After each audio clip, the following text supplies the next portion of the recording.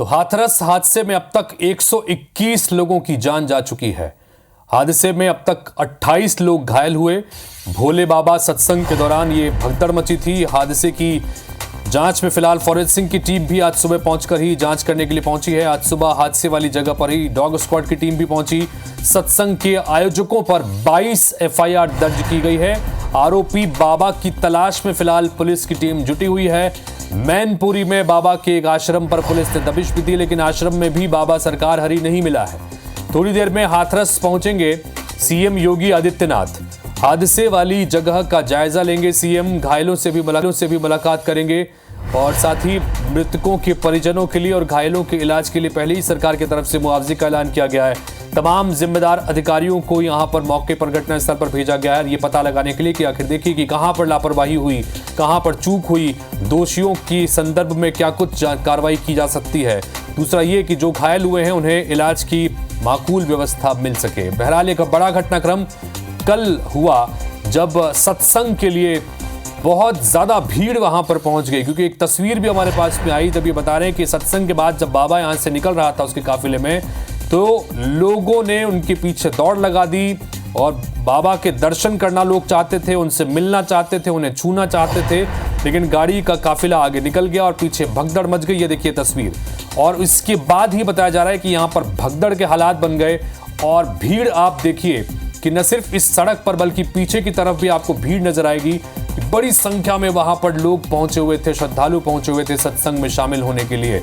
और इस दौरान ये भगदड़ जब मची तो अफरा तफरी की स्थिति बन गई। मौत का मंजर वहां पर देखने को मिला। मौत का तांडव इस सत्संग में ऐसा हुआ कि 121 लोगों की जान अब तक जा चुकी है। तो ये बड़ा मैदान का इलाका ये तो नजर आ रहा है, ऊपर की ऊपरी तस्वीर भी देखिए, हवाई तस्वीर भी, लेकिन ये खेत हैं। इन खेतों के बीच में ही इस तरह का आयोजन कर दिया गया। बारिश का समय है, लिहाजा खेतों में भी आसपास में भी कीचड़ जैसी स्थिति थी। तो जो भगदड़ जब मची तो लोगों को कीचड़ वाले रास्ते से निकलने में भी दिक्कत हुई और यही वजह है कि दब कर कई लोगों की जान चली गई। 121 लोगों की मौत हुई। इसमें ज्यादातर संख्या महिलाओं की है, क्योंकि जब भी इस तरह के कोई सत्संग होते हैं तो आप अंदाजा लगा सकते हैं कि महिलाएं इस तरह के सत्संग में ज्यादा शामिल होती हैं और महिलाओं को ज्यादा नुकसान पहुंचा। 121 लोगों की जान चली गई है।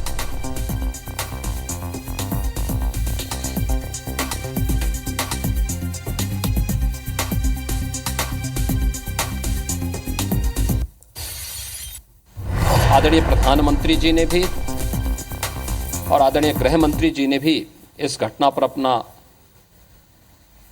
गहरा दुख व्यक्त करते हुए शोक संतप्त परिजनों के प्रति अपनी संवेदना व्यक्त की है। और भारत सरकार ने भी और राज्य सरकार ने भी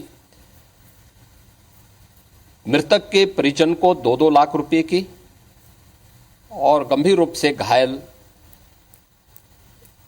परिवारों के नागरिकों के लिए भी 50-50 हजार रुपए की सहायता की घोषणा की है।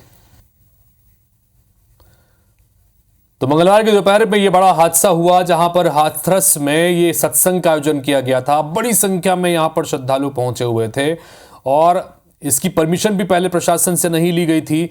इतनी बड़ी तादाद में लोगों के आने के बाद वहां पर उनकी सुरक्षा के कोई इंतजाम नहीं थे। यही वजह है कि जब भगदड़ के हालात बने वहां पर तफरा तफरी मच गई और लोगों की जान चली गई। एक तरफ हाथरस और दूसरी तरफ मैनपुरी की तस्वीर आपको दिखा रहे हैं। मैनपुरी का ये वो आश्रम जो बाबा चलाता है और इसी में भी यहां पर भी दबिश दी गई, लेकिन यहां पर भी बाबा नहीं मिला है। कल घटनाक्रम हुआ उसके बाद से ही सरकार हरी, नारायण हरी, तमाम अलग अलग नामों से जाने जाने वाले इस बाबा का कहीं कोई अता पता नहीं चल पाया है।